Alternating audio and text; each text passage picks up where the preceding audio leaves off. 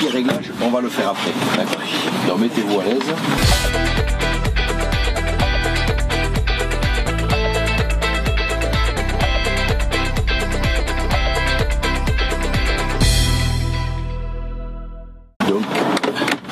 Pierre-Marie, bonjour.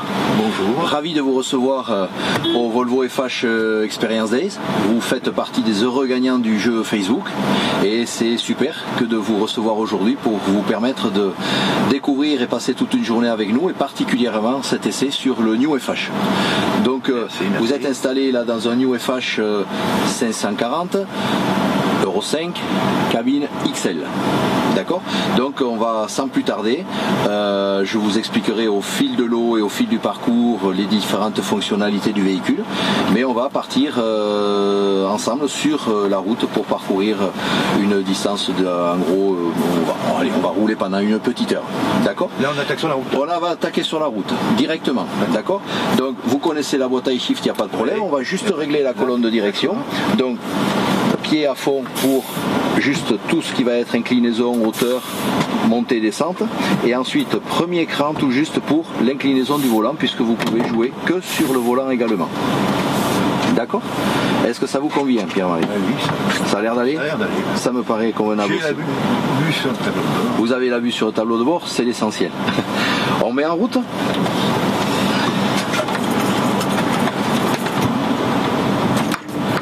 Donc, vous êtes attaché, il n'y a pas de souci.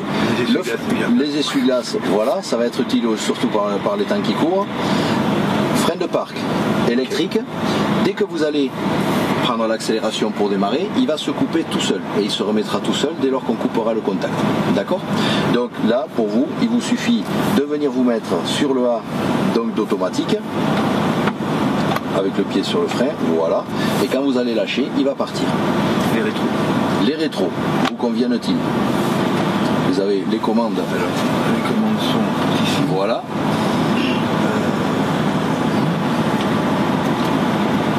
Je sais plus si c'est pas bien aligné. Ouais. Ça va? Ça va. Voilà, parfait. Bon. Donc on est sur le A. Le frein va se couper tout seul. L'éclairage s'est mis automatiquement, donc il n'y a plus qu'à partir. Qu'est-ce qu'il y a comme chargement? Alors on est chargé avec des bacs, des cubiténaires pleins d'eau, mis sur des palettes. Hauteur de chargement 1,50 m, on va partir tout droit.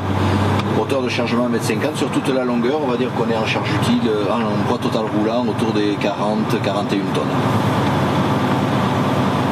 Donc je suis les panneaux Volvo là. On va partir à gauche. Il y a des panneaux Volvo partout. Donc on va... Oui, dans la bonne direction. Voilà, il suffit de prendre dans la bonne direction.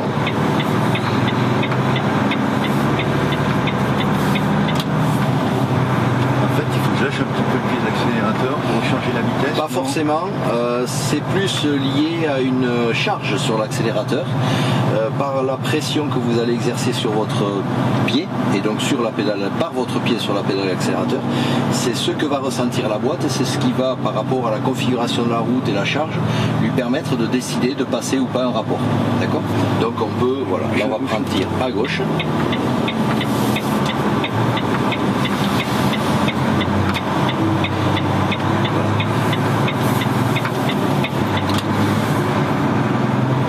Descendre jusqu'en bas. Donc par rapport au FH actuel où au niveau du ralentisseur la position automatique était au deuxième cran, là il est tout à fait en haut. Donc ce qui fait que l'high-roll est prenable quasi automatiquement dès lors que, là on va filer tout droit, dès lors que on lâche l'accélérateur et que la configuration de la route s'y prête. Et ensuite vous avez trouvé effectivement, puisque là on est équipé d'un VEB+, les 3 crans possibles, 1, 2, 3 crans, qui vous permettront de ralentir votre véhicule en prenant le moins possible bien évidemment la pédale de frein finale. Et ce qu'on retrouvait sur la gamme actuelle, ce qu'on appelle le brake, donc le surfreinage après le 3e plot, et on peut l'avoir aujourd'hui dès le premier plot par le petit bouton en bout du ralentisseur que l'on voit là. Voilà, là je vais augmenter ma puissance de freinage juste avec une pression sur ce bouton. Donc là vous laissez faire, il va jouer tout seul. Donc là il suffira de... Voilà, on va passer par le portail, on va bien enrouler au sapinette. Voilà, tant qu'à faire, on va passer par le portail, c'est très juste.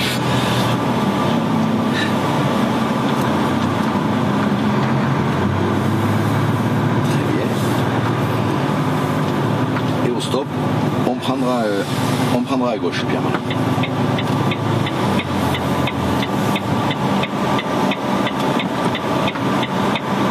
Là, vous allez voir, vous allez accélérer normalement, mais sans forcément monter les régimes. La boîte va d'elle-même.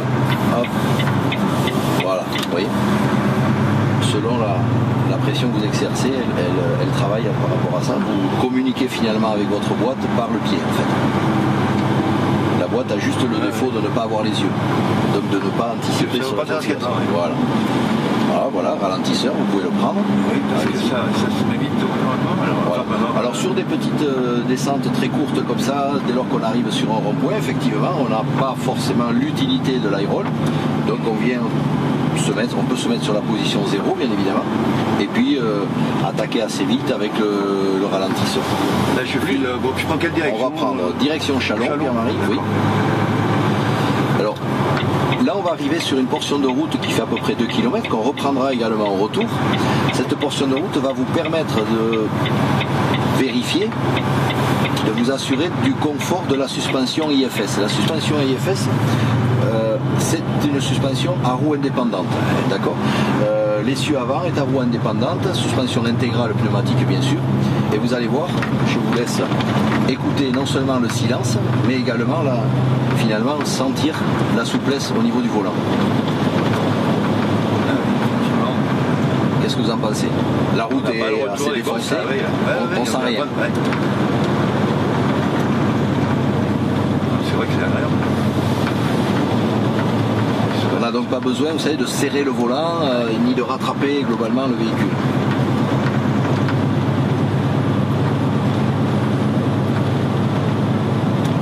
Et là, vous voyez, vous pouvez d'ores et déjà lâcher le pied. Et là, je fais tomber. Voilà. Il va se mettre en high roll. Et ça fait tout drôle. Régime de compte.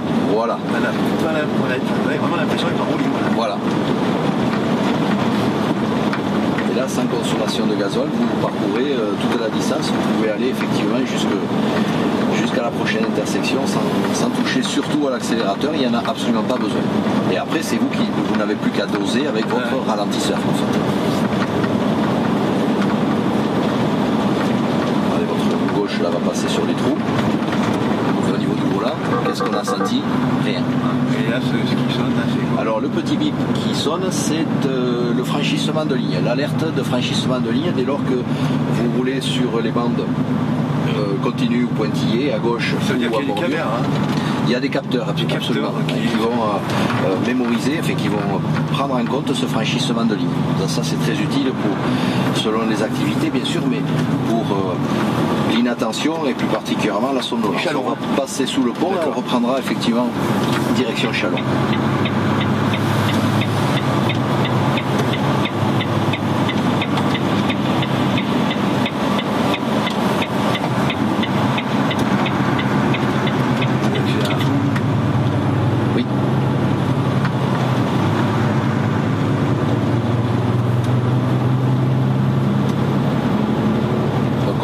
Le compteur de vitesse qu'on a l'habitude de voir, et on peut le retrouver aussi dans l'ordinateur, dans le display où on a l'affichage digital en bas à droite qui va être plus précis.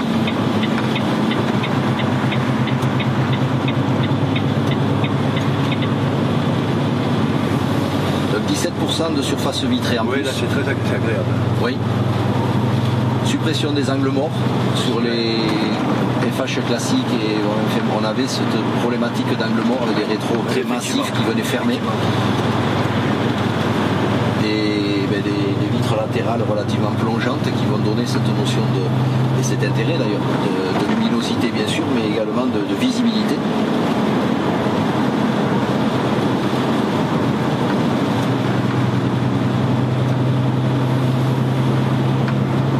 À consommer combien avec ça va donner la consommation idéale. Je vais vous... Une trentaine de litres. Je vais vous dire que ça sera toujours, l'idéal sera toujours la plus basse. Ouais, mais ça ne répond pas à votre question. Alors, sur une activité, on on va dire traditionnelle, on peut être autour des 30 litres, voire bien sûr moins.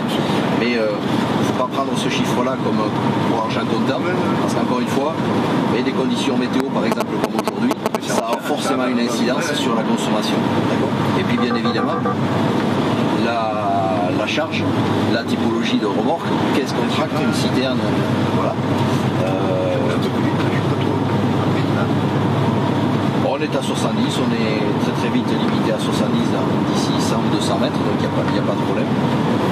Donc en plus du franchissement de ligne, ce véhicule est équipé du détecteur d'angle mort. Il y a un petit capteur derrière fixé derrière la couchette qui va vous alerter si un véhicule sur une voie pénétrante, un vélo, un scooter, même une voiture qui vient essayer de se glisser, vous allez avoir un détecteur sonore, d'accord, et lumineux également avec un clignotant rouge qui vous alerte. Et pour les manœuvres, mettons, s'il y a un poteau qui saute sur le parterre en trottoir, ça indique aussi. Absolument.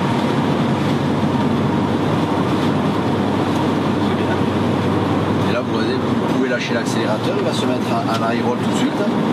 Vous voyez, instantanément, il se met en high-roll. On n'a pas l'habitude, ça surprend quand même d'être en volume comme ça. C'est un coup à prendre, on va dire. Il faut accepter le système et à partir de là, je peux vous dire sans me forcer du tout qu'une fois qu'on y a goûté et qu'on a vu par le biais du rapport d'Inaflit ce que ça peut vous rapporter en termes d'économie de carburant, il est indiscutable qu'on ne sait plus s'en passer après. On ne sait plus s'en passer. Donc là on restera sur Pierre-Marie direction Châlons, absolument.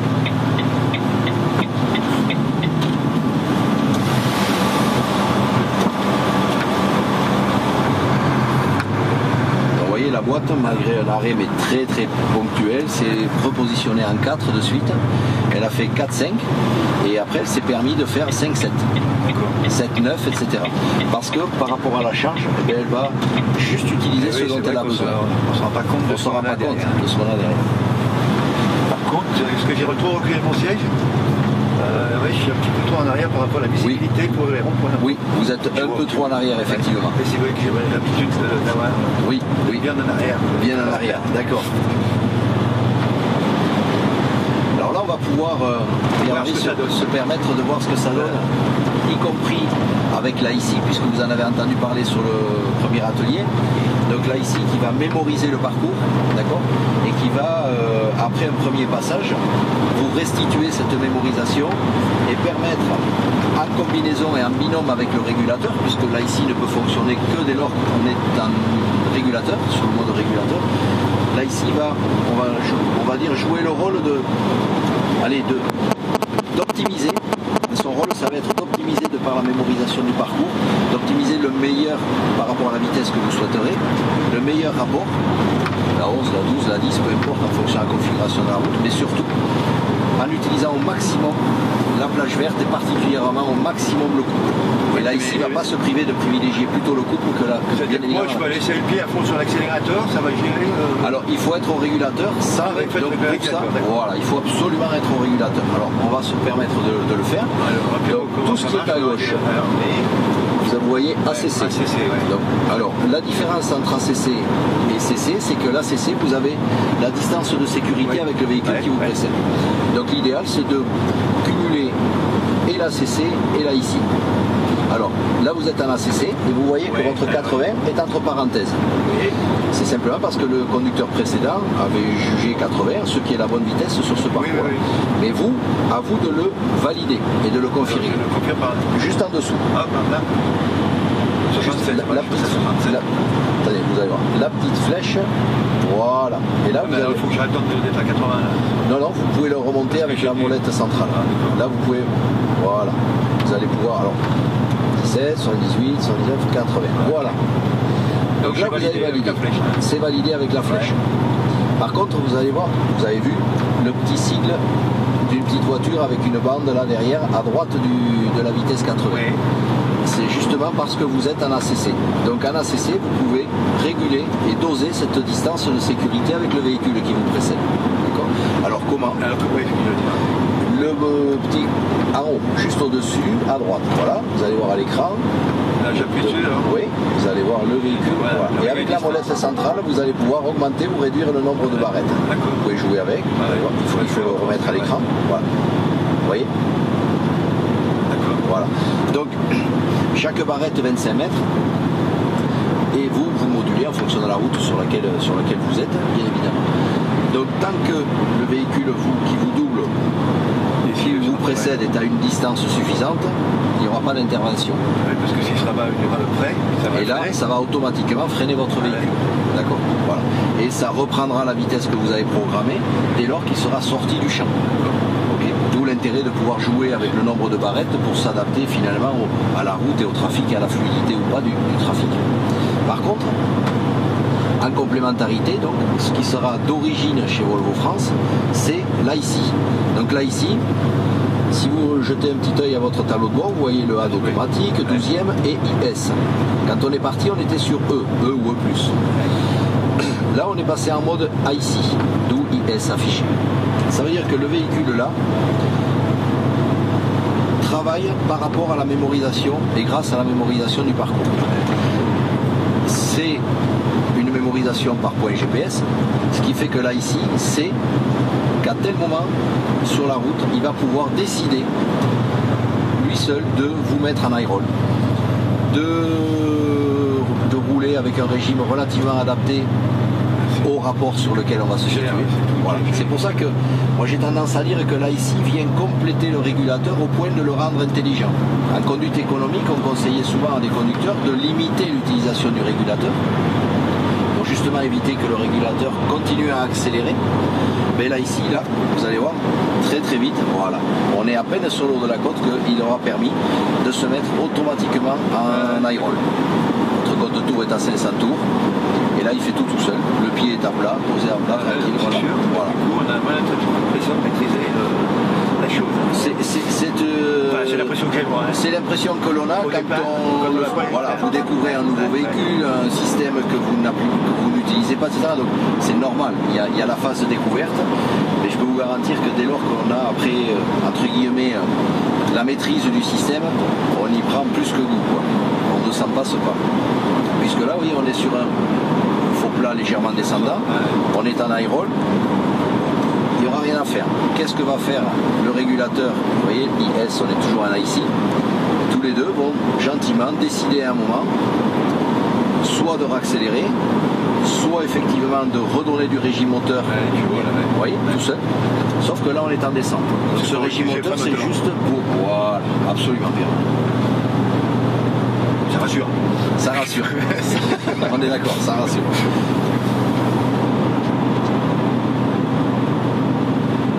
Là, ça m'empêche pas de... Non, je peux quand même utiliser indépendamment, non? Alors, là, on est absolument en tout automatique. Ouais. Si vous voulez ralentir davantage, il y a deux solutions. Il y a la première, effectivement, c'est de prendre le ralentisseur, mais là, vous allez couper, vous déconnecter finalement la fonction régulateur, et donc par ce fait-là, la fonction IC également. D'accord. Ouais, donc il faut que j'utilise, je redescends la vitesse. Oui. En appuyant. Voilà, sur la touche. Sur la C. Alors, pour baisser la vitesse, vous allez pouvoir baisser. Avec la molette. Voilà. Je touche la... Ah non, d'accord, simplement directement avec la molette. Absolument. D'accord. Après, l'autre voilà. L'autre possibilité que vous avez aussi, quand on met une vitesse au régulateur, on peut lui demander une tolérance. C'est-à-dire, j'ai mis 80, mais je lui tolère de descendre à 78 ou de monter à 84, par exemple. Donc ça, on va l'avoir, Pierre-Marie, avec la touche écho. Vous allez voir ici apparaître une étoile. Et on peut augmenter le nombre d'étoiles, toujours pareil avec la molette centrale. Donc il faut réafficher la touche écho. Voilà. Voilà. Et vous montez, voilà, 2 ou 3 étoiles. Et là, vous lui tolérez 85. D'accord?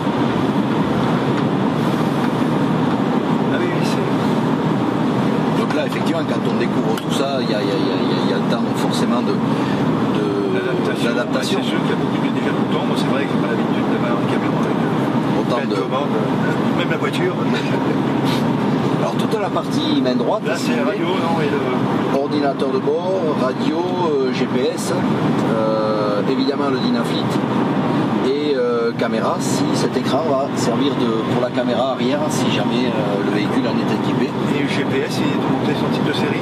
Alors, il n'est pas forcément de série, d'accord. Il n'est pas forcément de série. Alors l'intérêt de tout le Komodo main droite, c'est que vous pouvez travailler directement depuis le volant sur un écran ou l'autre. Le petit carré central en haut, tout à fait en haut, va vous permettre de jongler entre un écran ou l'autre et de prendre la main pour commander à distance, sans être obligé de venir chercher les positions ici.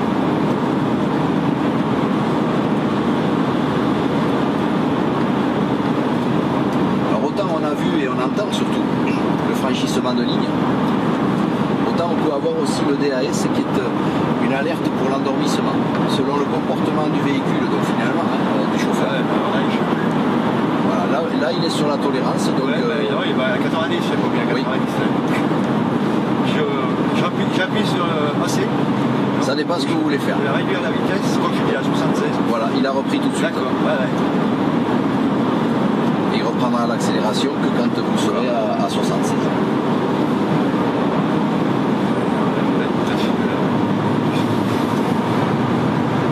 Oui, en fait, je vais mettre ma vitesse sans toucher au bouton, simplement avec la molette. Absolument. D'accord. Absolument.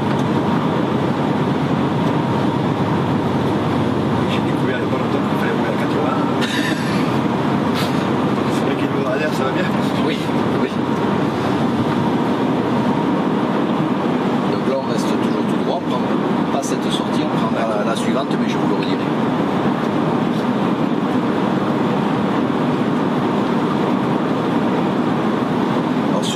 Sur cette nouvelle gamme New FH, tous ces interrupteurs là qui ont chacun une fonction peuvent être déplacés en fonction de l'activité de chacun par rapport à une facilité d'utilisation. On peut faire avoir tel interrupteur là ou là ou là. Donc on pourra le faire puisque la fonction qui est commandée, franchissement de ligne, TCS, blocage différentiel, la fonction est dans l'interrupteur et non pas dans le faisceau. Le faisceau lui est universel. On ne le fait pas en déclipsant l'interrupteur, il faut le faire en concession, ouais. Mais c'est adaptable à l'activité.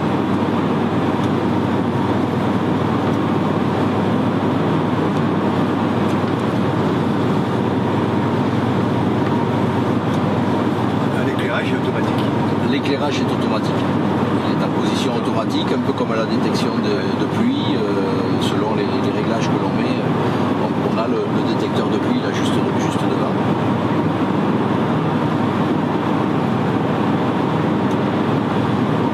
Cabine globe comme ça, donc on gagne 1 mètre cube par rapport à la génération actuelle, on va dire. On n'a pas l'impression, c'est parce que voilà.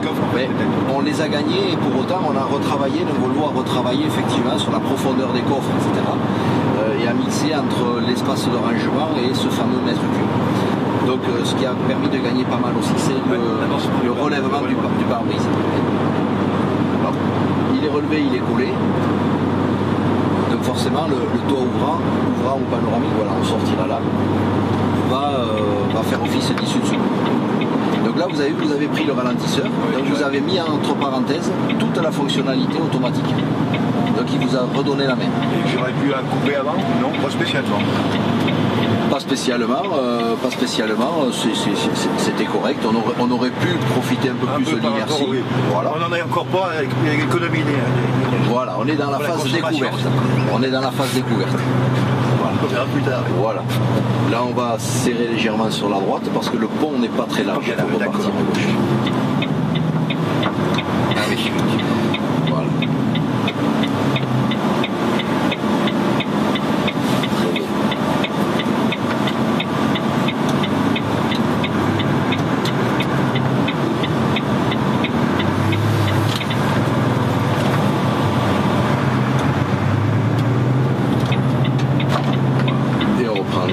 Vous avez déjà anticipé, c'est parfait. Direction le Creusot.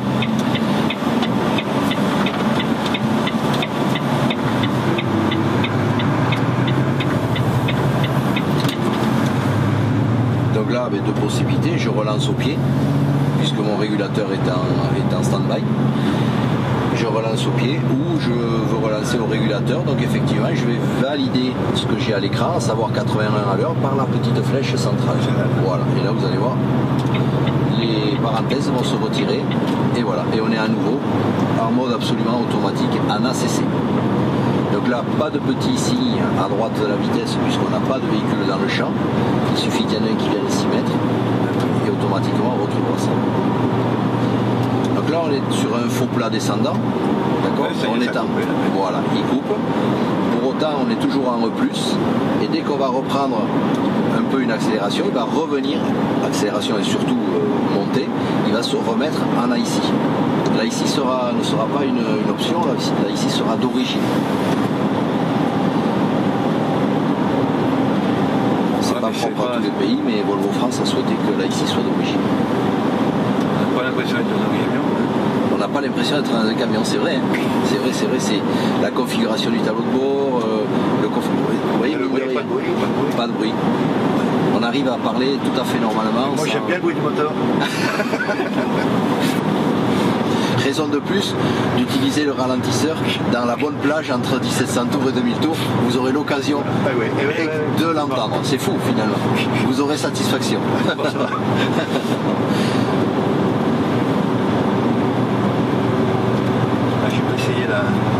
On va faire un démarrage en côte. Sur le circuit, on fera le démarrage en côte avec effectivement la palette telle qu'il est prévu.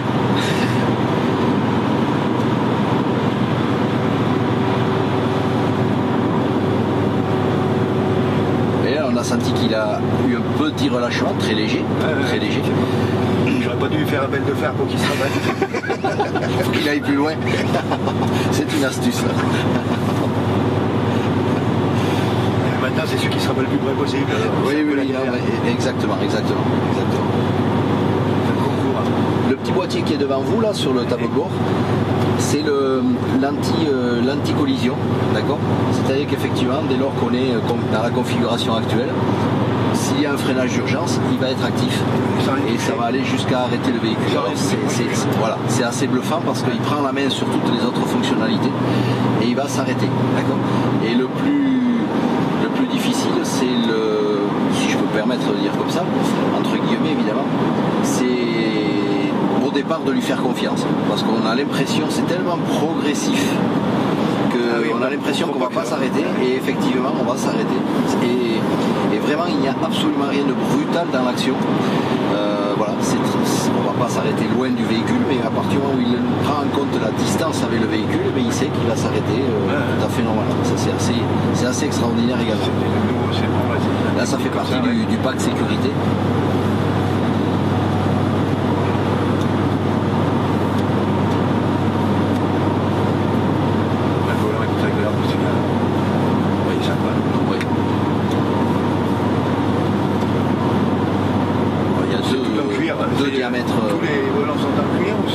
Pas forcément, ça dépend de la finition. Tout ce qui va être absolument, je dirais, standard dans le package de base, tout ce qu'on peut voir au niveau du tableau de bord. Ensuite, effectivement, la sellerie cuir, le volant. Le volant, par contre, on a deux dimensions possibles. Donc voilà, mais la sellerie cuir va rester une option. Là, vous êtes sur un siège cuir qui a également toutes les fonctionnalités électriques de réglage, plus chauffant et relaxant. D'accord ? Deux positions au niveau du dossier, les lombaires, réglage lombaire, et au niveau de la nuque, vous pouvez juste jouer sur le haut du siège. Et le relaxant, c'est des billes là ? C'est un petit système de massage. Oui. Enfin non, on peut l'activer ou pas quoi. Oui, mais je veux dire, on peut l'activer pendant une heure ou deux. Oui. Mais c'est où ? C'est sur le... c'est tout à fait au niveau du dossier. Je vous montrerai quand on descendra. Oui, il y a beaucoup de choses à découvrir en fait. Voilà, et en fait, alors toute cette gamme New FH va être livrée avec une mise en main et une journée. Ça fait partie du package. Une journée qu'on pourrait appeler mise en main formation.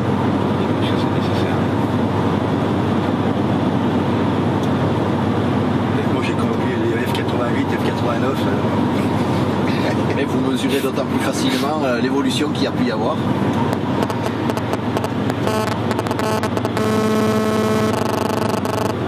Ce qui a beaucoup plu à l'ensemble des conducteurs finalement, tous ont qui ont pu essayer ces véhicules-là tout au long de ces semaines passées, c'est effectivement pour dire il y a absolument besoin d'une mise en main, d'une formation en situation avec la remorque que les conducteurs auront, en production, etc.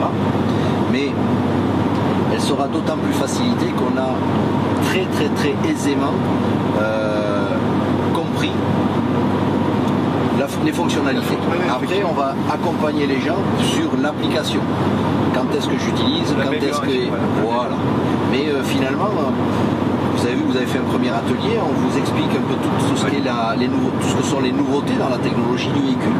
Et pour autant, quand on le conduit, on a l'impression que ça coule de source, c'est assez facilement utilisable.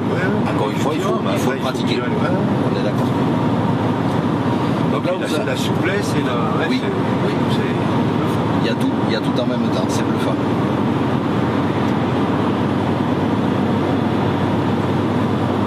Et le petit vide-poche, là, ça paraît tout bête, mais quelles que soient les routes, on le met là, on le met là, on le met là, il va rester là où on le met.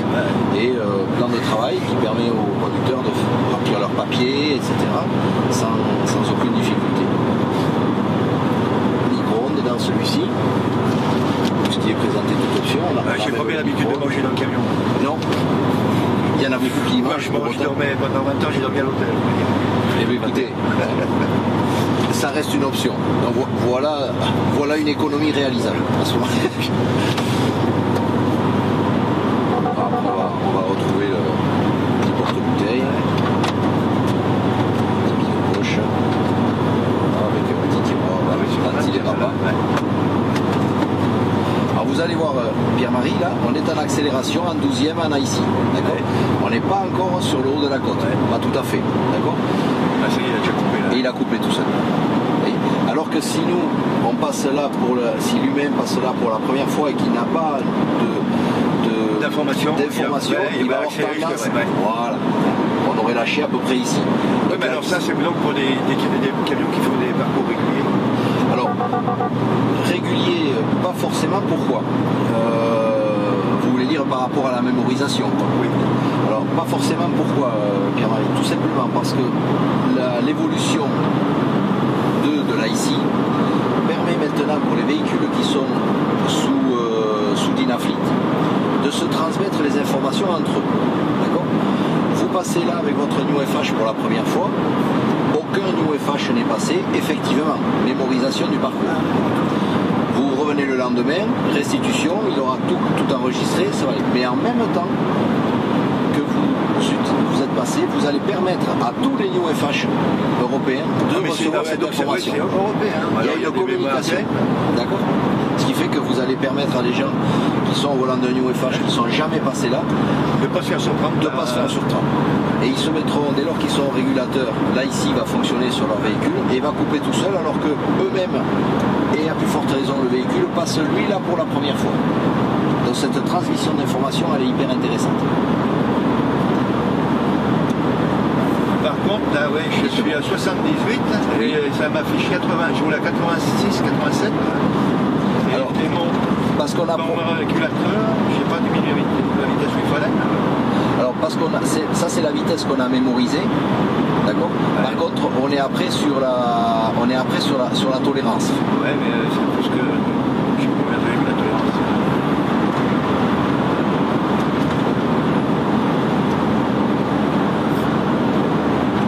Alors on est à 78, correct, et après on est à 86, donc on est à plus 8. On est sur les 3 étoiles, si vous voulez. Alors si on veut effectivement réduire ce delta, on revient sur le mode éco et au lieu des 3 étoiles, on va simplement en mettre 2 et on aura plus 4, vous voyez, plus 4 ou plus 6. On peut jouer là-dessus. Là aussi en fonction de la configuration de la route.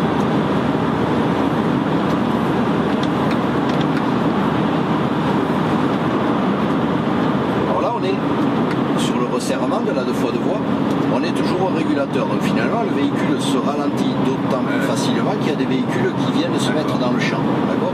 Normalement, si je ne touche rien, j'arrive au bout là-bas, il va s'arrêter tout seul. Il devrait s'arrêter tout seul, sauf que quand on arrive sur un rond-point, là, le véhicule qui vous précède, à un moment, il va rentrer sur le rond-point. Il va repartir. Donc le vôtre repart.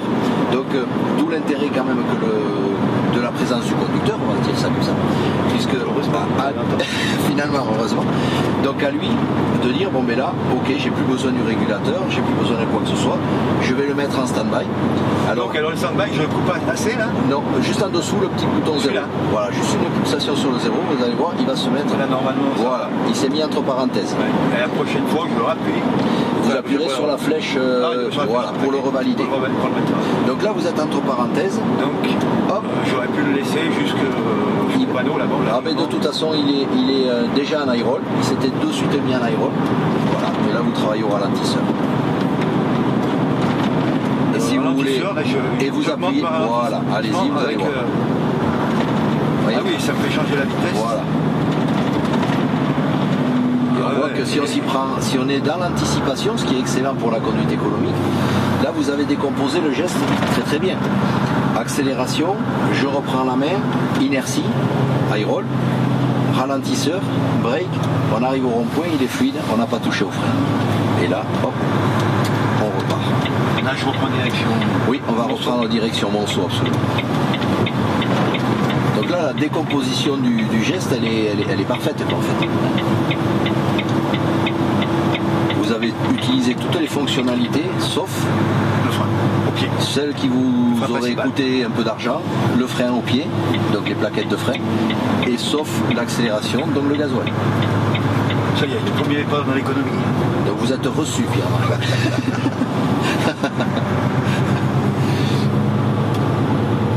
Et là, pareil, possibilité soit de relancer au pied bien sûr, ou de revalider votre régulateur par la flèche, voilà.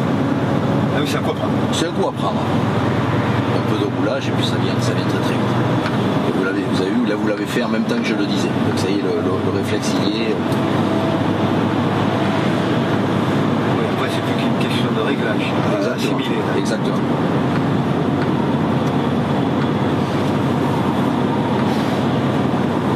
Alors le toit, là j'en ai un peu parlé tout à l'heure, il peut être ou panoramique ou ouvrant, mais de par le fait que le pare-brise est collé, il a aussi la fonction issue de secours. Donc on ne pourrait pas y fixer par exemple un refroidisseur indépendant, un refroidisseur de nuit. Par contre, d'un Volvo, c'est pour ça que Volvo propose aussi, pour ça et pour avoir son propre produit bien sûr, l'Hypercool. L'Hypercool, c'est un refroidisseur, mais qui est complètement intégré dans la cabine. Ils vous l'ont présenté aussi certainement dans le premier atelier, et qui va utiliser toutes les sorties d'air d'origine du camion.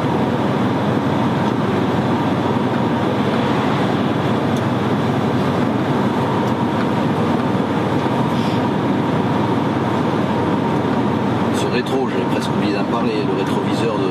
Je connais pas, c'est la première fois que... Mais c'est bien. Oui, il a été complètement repensé, déjà au niveau esthétique, et puis également en termes de maniabilité, on peut le rabattre sans aucun souci à des crans, des positions, avec une accroche au berceau. Il n'est pas électrique, c'est pas électrique. Non, non. Et ne serait-ce que quand on passe dans les stations de lavage au boulot ou autre, on peut aisément le rabattre pour éviter de l'abîmer, voire de le casser. Et la forme est très sympa, on voit bien la hauteur de la semille là, oui. Dans l'angle en haut. Oui, oui. Et la petite partie à jouer entre les deux rétros, la mine de rien, dans les ronds-points, c'est toujours utile ça. On n'a jamais assez de visibilité dans les ronds-points. Oui, non, mais c'est vrai. Là, ça s'est très bien amélioré. C'est la prochaine sortie, je pense. Pas celle-ci, la prochaine. D'accord. Celle-là, ah ouais, mais on est arrivé par là, mais d'accord. Voilà. On fait durer le plaisir. Mais je peux aller loin, hein, j'entends bien. C'est samedi, mais ça fait rien. C'est pas grave.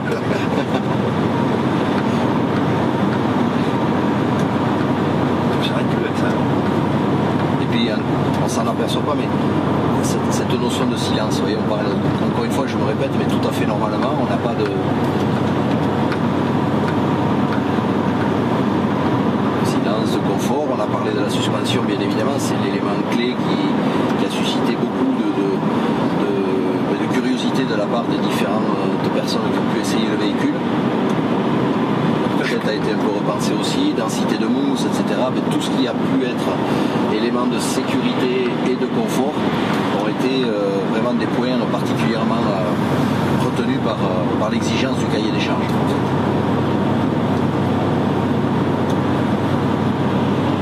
Le système de suspension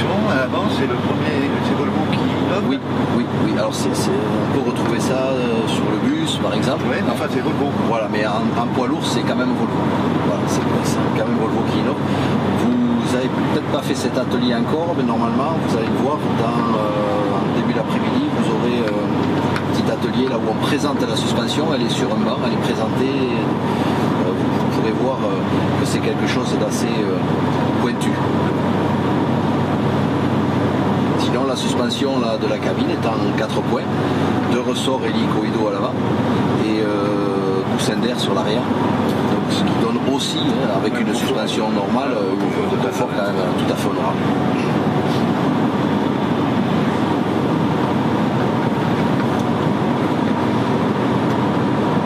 Pour les fans d'accoudoir, on a les accoudoirs, vous les avez aussi. Quand on est oui, c'est bien, c'est voilà. Il y a plein de conducteurs aussi, là, d'accord. Oui, oui c'est ça. Voilà. Alors réglable en hauteur, bien sûr. Okay.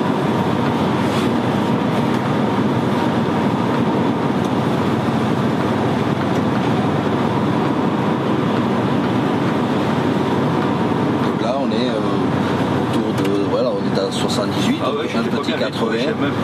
En 12e, faux plat montant, et on est à 1200 tours. Ouais. 1200 tours. Bon, évidemment, le rapport de pont a son incidence, mais voilà, on est bien. Tout va bien.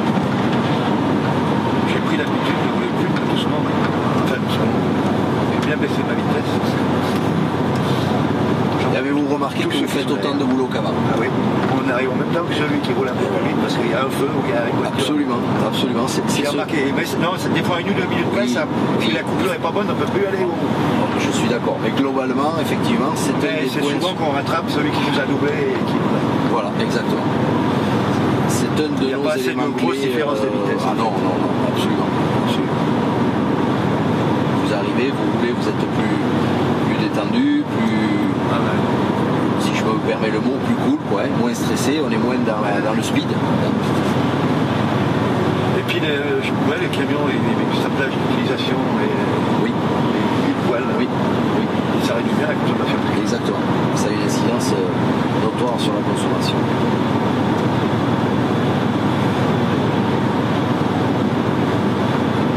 Et puis ça te permet d'avoir une marge pour doubler la compagnie quand tu rattrapes. Aussi. Voilà, donc là on prendra cette sortie.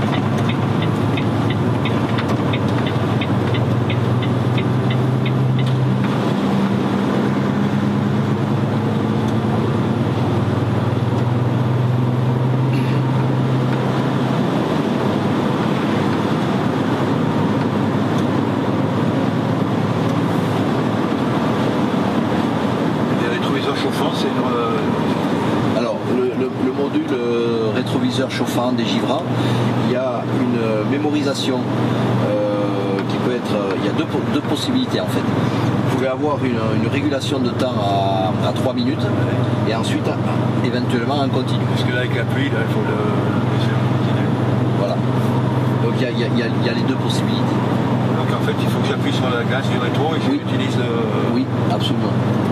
D'accord. Et pour faire là, ça fait les deux, pas les 4 même. Non. Ah oui, absolument. La commande va travailler sur l'ensemble. Les deux, là, l'autre c'est pas allumé l'air, donc la droite il va pas être... Ça dépend, alors je sais pas si ils sont forcément tous configurés. Oui, qui est allumé. D'accord. Donc là on va travailler sur celui de gauche, effectivement. Voilà, oui c'est vrai en plus, oui. Alors c'est sûr qu'on a des véhicules qui paraissent tous identiques, qui sont identiques, heureusement d'ailleurs, d'extérieur, et puis qui après ont été plus ou moins configurés.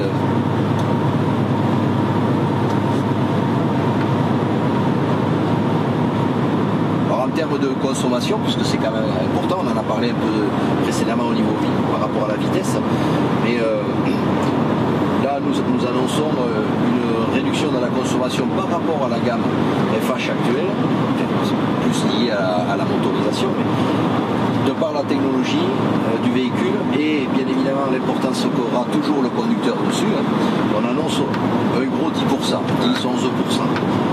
Sur ces 10%, si on en retient 10, allez, on va dire qu'entre 5 et 6, mettons 5, sont dus justement à la technologie actuelle que l'on n'a pas sur le FH classique, et 5% sont dus à la pertinence du conducteur qui aura, j'espère, la volonté de profiter de cette technologie. Mais malgré la technologie, d'où aussi l'importance de cette journée de formation, on doit amener les conducteurs à avoir envie d'en profiter et d'optimiser au maximum le potentiel du véhicule.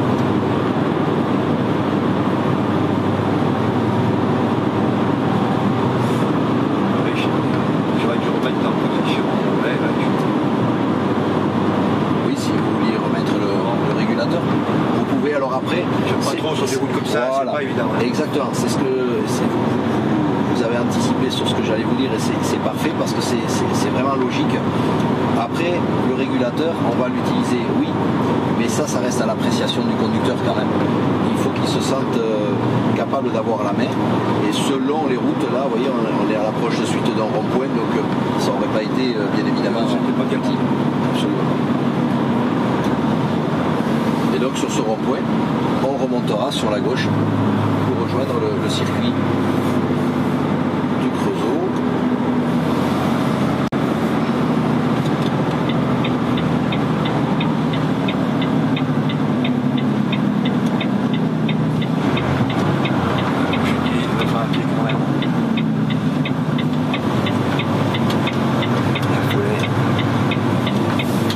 Avec une boîte mécanique, j'ai l'impression que je maîtrise mieux le ralentissement. Non, écoutez, de toute façon, en boîte manuelle, vous auriez qu'on ait une boîte manuelle finalement ou qu'on ait une boîte robotisée, l'anticipation, hormis l'aérole, le fait de lâcher la pédale d'accélérateur, l'action serait la même. Vous êtes d'accord? À quoi vous faites allusion peut-être, c'est peut-être que vous êtes dit, mais tiens, si j'étais arrivé là avec une boîte mécanique, j'aurais peut-être tombé une vitesse, d'accord? Alors, ça veut dire qu'on aurait pu, là on prendra à gauche, on rentre pas directement sur le circuit, on va prendre à gauche. Donc ce qui fait que vous vous êtes dit, tiens, j'aurais rétrogradé une vitesse ou une demi-vitesse afin pour redonner un peu plus de frein moteur. Mais à ce moment-là, on aurait pu, pour compenser ça, deux solutions. Ou activer le ralentisseur un peu plus tôt, d'accord, ne pas hésiter à prendre le break, d'accord, qui aurait surfreiné. Et si vous vouliez vraiment, effectivement, rétrograder une vitesse pour faire une transition entre l'utilisation de la boîte manuelle avec la boîte iShift, vous pouvez, tout en étant en boîte iShift, actionner le petit moins ici, et ça vous provoquer un rétrogradage. D'accord ?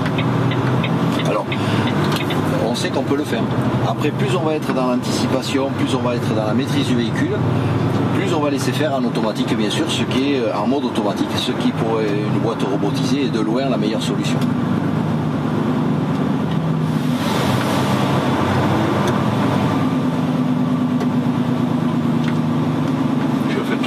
On fait le tour du rond-point et on va rentrer sur le circuit. Alors, tout simplement aujourd'hui, bon, c'est un peu différent, mais on essaie de respecter l'entrée du circuit. 4 semaines d'essai, ça, au niveau de l'enrobé déjà. Les pneus également, donc voilà. Matériellement parlant et respectueusement parlant de l'entrée du circuit, allez, on s'autorise ce petit tour. Et sur le circuit, on va prendre à un moment, je vous dirai, pour aller chercher une pente à 12%, qui nous permettra d'essayer justement l'assistance et l'aide au démarrage en côte.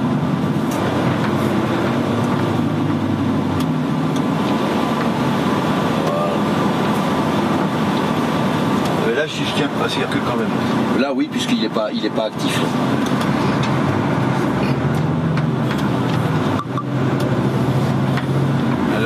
J'ai appuyé sur un bouton, là j'ai l'impression que ça m'a touché. C'est simplement que comme on est en W garage et qu'on est en plus en démo, on n'est pas obligé de mettre la carte conducteur et de temps en temps le message par rapport à là où vous avez appuyé vous le rappelle tout simplement. Rien de grave, Pierre.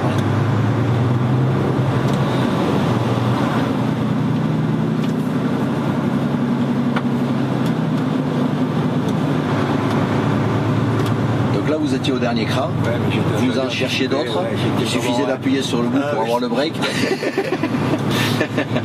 Donc là on va faire comme nos collègues. Voilà, on va prendre à gauche et on va voilà, alors on va voir où se met la semi-free-off.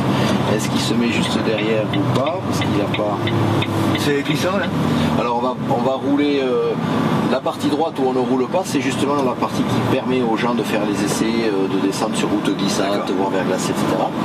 Donc on va laisser se positionner le collègue devant et nous, voilà, il se met là, donc on va pouvoir se mettre sur sa gauche. Alors par contre, vous gênez pas, vous pouvez monter mi-pente ou tout à fait au niveau des quilles, puisqu'on passera nous après à gauche des quilles. Voilà. Je m'arrête. Voilà, vous vous arrêtez. Donc la possibilité. Là, non, toujours pas. On va faire l'essai de l'aide au démarrage en côte tout simplement. Donc il y a soit l'interrupteur que l'on connaît bien, qui sur celui-là n'y est pas, hein, mais vous pouvez, voilà, exactement. Donc là, si vous lâchez et que maintenant vous lâchez, vous voyez, il y a une retenue pendant 2 secondes. Oui, mais ça me prend comme. Oh, il y a de l'eau, oui. Voilà. Et du liquide. C'est ce qui fait un peu ce mouvement. Et là, hop, vous voyez la retenue, vous prenez votre accélération et il repart gentiment. Vous avez une retenue pendant quelques secondes. Quand vous reprenez l'accélération, dès que vous arrivez à un régime suffisant, à une charge sur l'accélérateur qui est jugée suffisante par le système, ça lâche et vous partez. En fait, j'appuie un petit peu sur l'accélérateur et je lâche. Voilà. C'est ça. Si j'accélère pas trop, il part quand même en arrière. Oui, parce qu'on a dépassé ce temps là qui est. Voilà, il faut à un moment avancer quoi. Donc le système est absolument fiable, mais il faut quand même à un moment démarrer. Et le frein de parc, je peux essayer avec le frein de parc. Oui, allez-y. Voilà, vous avez senti voilà. Donc là, frein de parc. Ah mais il s'enlève aussi tout seul. Et comme il s'enlève tout seul, voilà. Vous voyez, ça permet l'un comme l'autre de faire un démarrage tout en douceur. On est moins obligé d'aller chercher très haut en régime, etc. Et puis surtout d'avoir ces secousses ou autres qu'on peut ressentir quand on démarre dans la cabine. Alors ce qu'on a fait tout à l'heure, là, juste là avec la palette. Jusqu'à quelle vitesse? Ah ben là il n'y a pas de. Non mais si je lève, maintenant il ne freine pas. Voilà, si vous levez là, allez-y. Voilà. Il n'y a pas de. Voilà. Juste quand vous êtes arrêté, il va se stopper. Alors, par contre, la fonction frein d'alignement, voilà, frein d'alignement ne peut se trouver que sur les camions et remorques, pas sur les tracteurs semi. Par contre, cette manip là que l'on a fait pour l'aide au démarrage en côte, elle peut parfaitement servir pour faire un essai de traction. Beaucoup de conducteurs ont tendance un peu à l'oublier. Donc, hop. On m'a préparé mon ensemble, ma semi est attelée et tout ça, mais quand même, allez, je vais quand même. Hop, c'est tout. D'accord? Et pour raccrocher par contre. Oui, j'ai dit une connerie. C'est pas grave. Non, parce que je fais pas les manœuvres dans le bon sens. Finalement, ça aurait pu être une colle pour moi. On va descendre.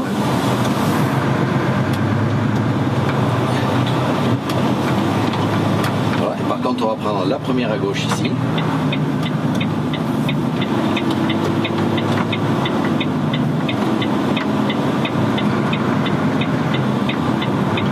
On a le droit de toucher la pédale de frein quand même, de temps en temps. Il y a le droit. Il n'y a pas un gros panneau sans interdit à la pédale de frein, il y a le droit. Il faut surtout être en confiance. On va prendre un peu large et on va venir se mettre en suivant de la free-off ici. Voilà, vous vous rebraquez pour venir vous à côté. Voilà.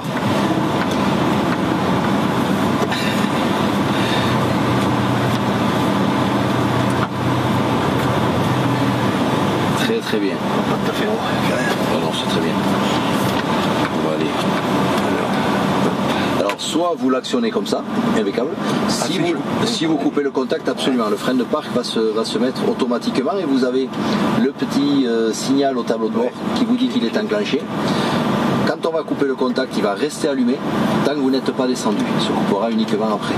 C'est pour que visuellement vous voyez bien qu'il est bien enclenché. D'accord. Donc on remet la boîte toujours sur le neutre. Voilà. Il suffit d'éteindre.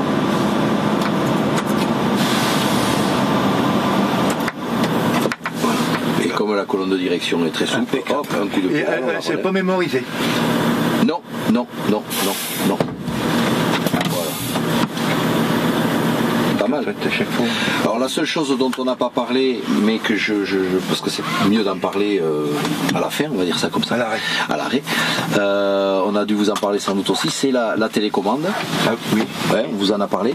Donc si vous voulez bien la prendre, Pierre-Marie. Voilà. Donc on va pouvoir, à distance, puisque c'est le propre d'une télécommande comme ça, qui est autonome en termes de charge, on va pouvoir venir y trouver différentes informations quand on est sur le menu, l'éclairage ou extinction des feux, différentes hauteurs de chargement ou de mise à quai, etc. On peut les mémoriser et les restituer après. Et on peut avoir également la répartition de charge de l'ensemble, et y compris par essieu. Et c'est en option. Alors la télécommande est en option. Par contre, cette fonction-là de répartition de charge, vous l'avez dans l'ordinateur de bord. Ah, d'accord. Sur tous les véhicules. Absolument. D'accord. Donc, par contre, là, l'intérêt, c'est que quand on ne peut pas rester à bord du véhicule ou autre, vous pouvez, en même temps que le chargement se réalise, vérifier que la répartition est correcte. Ouais. D'accord. Donc là, tel qu'elle est paramétrée, on a que le tracteur. Et 11 tonnes derrière. Voilà. Mais il suffirait que la remorque soit paramétrée pour avoir tout l'ensemble. D'accord. Voilà un peu succinctement la fonction de cette télécommande. Et alors la lumière, là, ça commande, qu'est-ce que ça commande comme éclairage? Donc là, telle qu'elle est mémorisée, je pense que sur celui-ci c'est le veilleuse et voilà. Ou là le feu de travail par exemple. D'accord. Mais on peut avoir effectivement l'éclairage. De même que quand vous avez vu quand on roule, on est avec les LED en éclairage diurne. En permanence, non? Oui. Par contre, dès que vous mettez le clignotant, le LED côté clignotant va se couper. Ouais, comme ça on voit mieux le clignotant. Voilà. D'accord. C'est bien. Je vous laisse la repositionner. C'est aimanté un peu là. Oui, il y a un petit cran et après derrière, voilà. Et après, on va retrouver effectivement le porte-volet, le placard. On tient debout. Oui, ça a bien dégagé là. Ça a bien dégagé, oui. Mais oui, on a moins les placards sur soi, quoi. Finalement, ce pare-brise, là, c'est vraiment là qu'on a gagné. Voilà, Pierre-Marie. Et le moussage du siège? Non, trop tard. Je vais vous le montrer. Je vais vous le montrer en descendant du véhicule. Pour autant, je vous remercie de votre participation. C'est moi qui vous remercie. J'espère que vous allez pouvoir profiter au maximum de cette journée. Et je vais vous laisser rejoindre sous la tente Laurent, certainement, qui ne manquera pas de vous poser 2-3 petites questions pour prendre, vous comprendrez bien à chaud, vos premières impressions. Merci beaucoup, Pierre-Marie.